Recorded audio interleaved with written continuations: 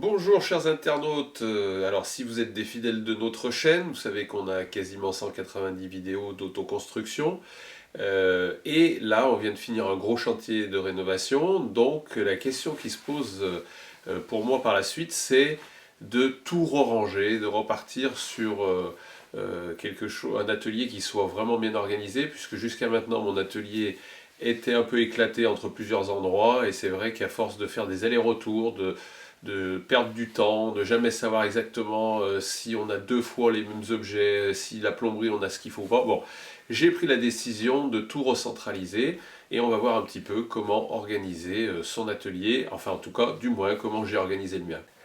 Alors la première chose importante pour moi, puisque j'étais sur 3 lieux différents, 3 petits lieux de stockage, c'était de trouver un lieu un peu plus grand, en l'occurrence une cave, et de l'organiser pour pouvoir retrouver facilement tout ce dont j'avais besoin. Donc j'ai d'abord investi dans 3 étagères métalliques qui valent à peu près 70 € l'une, qui peuvent supporter 250 kg et qui vont me permettre en fait de ranger thématiquement tout ce que j'ai besoin de ranger.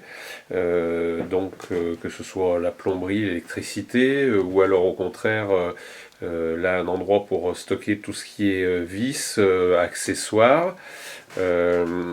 Voilà, donc ça c'était la première chose, avec devant un petit établi qui va me permettre de travailler sur des petites interventions.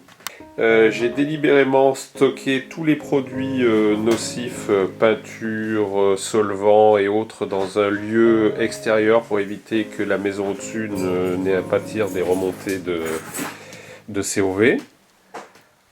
Un coin penderie pour ranger les vêtements de travail. Et puis, donc, la question que je m'étais posée, c'est d'investir dans un établi.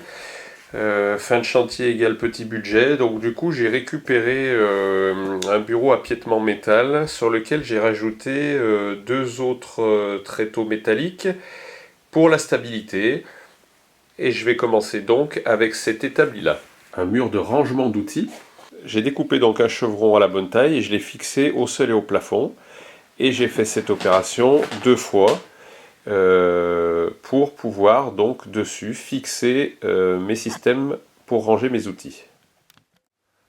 Voilà, donc fin de la première opération. Donc là on voit juste pour mettre tournevis, lime, choses comme ça. Coût de l'opération pour l'instant 5 € le coût de la cornière en bois. Pour la suite de notre rangement d'outils, on va récupérer de la planche, on va la poncer un petit coup et puis après on verra comment on va faire des systèmes d'accroche pour les pinces et pour les marteaux. En fait j'aurais bien voulu mettre mes pinces à cheval sur ma plaque en bois puisqu'on a de l'espace derrière, mais en fait selon les pinces la tête est plus ou moins lourde et donc ça va varier comme ça. Donc du coup on va faire une découpe carré qui permettra à la pince de ne pas basculer. Alors vous pouvez le faire soit à la défonceuse, soit tout simplement à la scie sauteuse ou à la scie à main.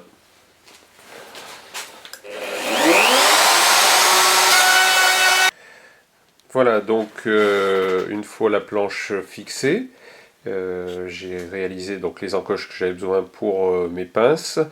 Et puis la suite, eh ben, on va continuer bien sûr à remplir, à clouer, à mettre des supports. Et on va pouvoir en fait sur toute la hauteur, petit à petit, ranger tous nos outils.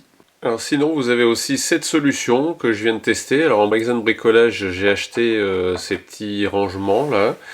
Et puis on perce 2 trous, alors sur une planche pas trop épaisse pour que ça passe.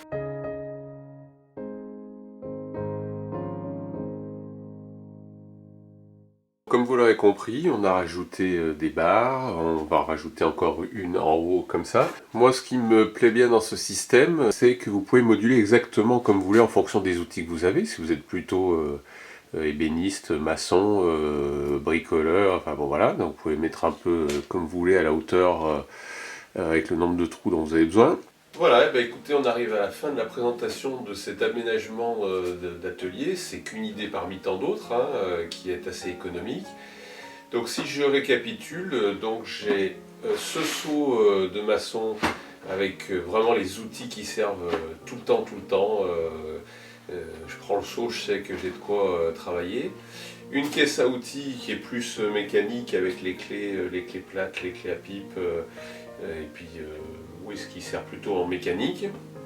Et puis derrière, bah, comme vous le voyez, donc les outils d'atelier qui restent normalement à l'atelier. Et bien écoutez, au grand plaisir de vous retrouver pour une nouvelle vidéo et je vous dis à très bientôt. Très bonne journée. Au revoir.